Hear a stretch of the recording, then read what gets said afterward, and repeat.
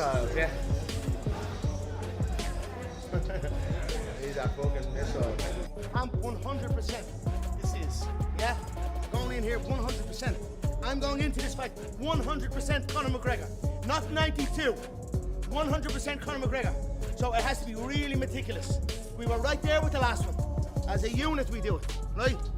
And he wanted on the White House. Now, for Conor McGregor to be on the White House, Conor McGregor wants $100 million and he wants 100 golden visas. So Conor's essentially saying, you need me on the White House and you're going to pay to get me on the White House. To do something that 745 people would do for free. He's essentially asking for $200 million for Conor on that stuff, man. Look, this is Conor.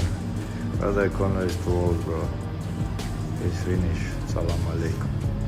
I'm sure you've heard the new talk is that Conor McGregor, Jorge Masvidal could be a potential. Oh, no, What's your thoughts? Oh, you haven't heard this? No. This is the biggest thing on social media now. Everyone's talking, yeah, that Chandler's out and Masvidal's in, and it's Conor and Masvidal. You know what's funny? So in my algorithm on Instagram, I have nothing MMA. Right? Literally nothing MMA pops up. Oh, mine's My politics. algorithm. That's my. Yeah, mine's definitely. There's some politics, but yeah, I don't listen to any of the goofy.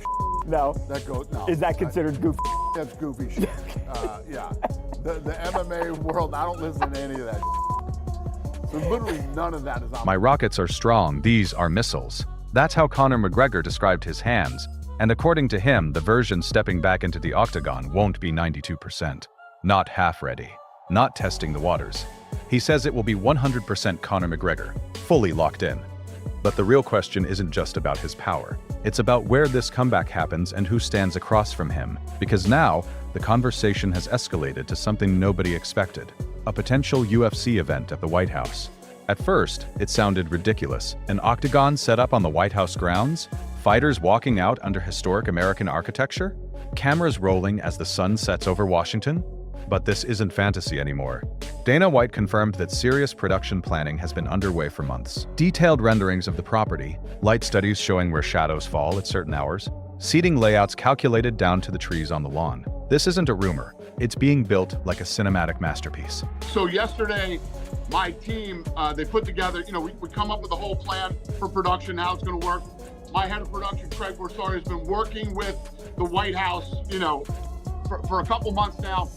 And they build this video rendering of like every tree that's on the property and all this stuff. It's exactly the way it is. We can literally the sun, how the sun will hit the seats at certain times, what it'll look like when it's dark. This is going to be so badass. Yeah. It is. And it's a one-of-one in our lifetime to be able to do something. When you look at Jorge Masvidal and the career that he's had, and then you remember Jorge Masvidal has been a massive supporter of Donald Trump. He has also appeared publicly at Donald Trump's rallies, so definitely graces of the Trump family, right? And they're the kind of people that they're going to want at the White House. Conor McGregor versus Jorge Masvidal, that'll be a sensational matchup. Michael Chandler, of course, losing to Paddy Pimblett the way that he did. And then, of course, when you look at the majority of fights that he's lost, okay, it doesn't really put him in too good of a standing. Dana even said it plainly. This would be a one-of-one event in our lifetime. And if you're putting on something that historic, you need a name that transcends the sport. You need Conor McGregor. Reports began circulating that Conor wants $100 million to appear on the White House card. On top of that, allegedly requesting 100 golden visas, whether negotiating leverage or real demand. The message is clear. If you want Conor McGregor on that stage, it won't come cheap. Critics say hundreds of fighters would take that opportunity for free, that anyone would jump at the chance to headline the White House. But Conor isn't anyone. He understands leverage. He understands spectacle. And he understands that when his name is attached to an event, it changes the value instantly. Love him or hate him, numbers don't lie. Conor insists this is not a casual return. He says he's meticulous, focused, treating this like a mission. After years away from consistent competition, after the leg break, after the doubts, he believes he's rebuilt himself. Training footage shows intensity, heavy hands, explosive movement. The narrative he's pushing is simple. This isn't nostalgia Conor. This isn't half-fit Conor. This is the real one. But is that enough? Now the chaos begins. For years, the promised fight was Conor McGregor versus Michael Chandler. The build-up happened. The tension was there. The coaching show created the storyline. But suddenly, that momentum feels uncertain. Abandon all the yes men. If you get rid of all the distractions and you get in the gym, it's not unthinkable to think that Conor McGregor could get just somewhere. The UFC. Think back, 2016. Eddie Alvarez, the one-punch knockout over Jose Aldo, right? The rise through the UFC. It was like nothing the sport had ever seen before. And then, of course, combined with the brashness and the trash talk and all the rest of it, and the swagger and the confidence that he had, and the humor and the one-liners, you put it all together, the man became the biggest star that the sport's ever seen.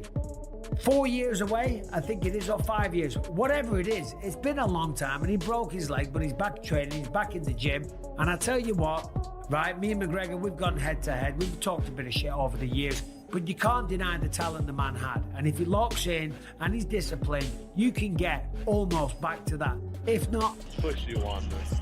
Is it as big as they come? Because we've seen on the internet, you versus McGregor. Dana White stated that he's no longer interested in McGregor versus Chandler. So then all of a sudden this report comes out, and I'm wondering, does it have legs? Does it have traction? Is it a possibility? Never know, right? Shit, give them what they want, not what they expect. I can say it's some big news. We'll have some fight news coming soon, and it's very big news.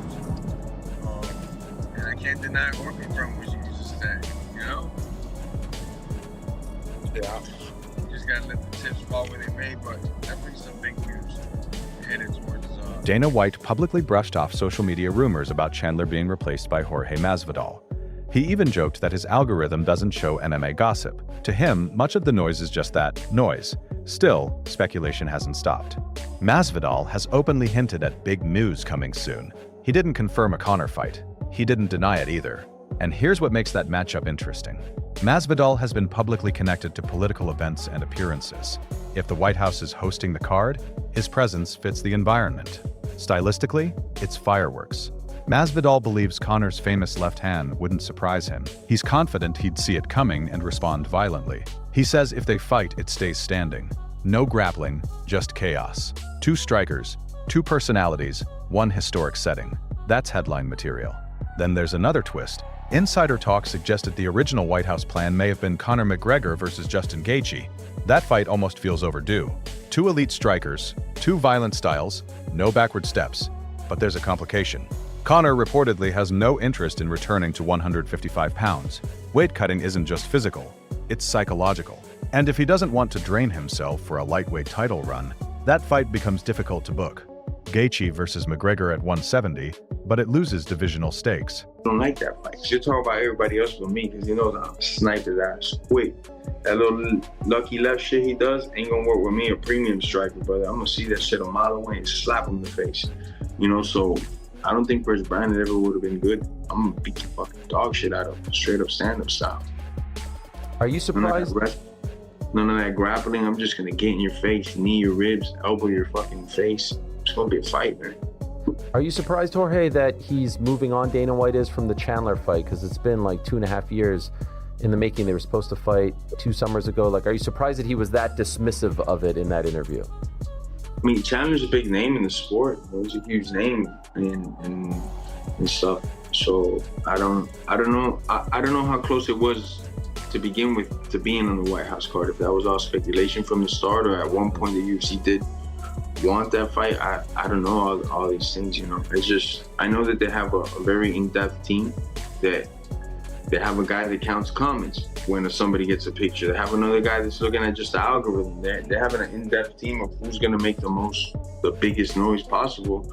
And I'm sure they run it through that team and they're gonna decide, you know. If you ask me, obviously it should be me.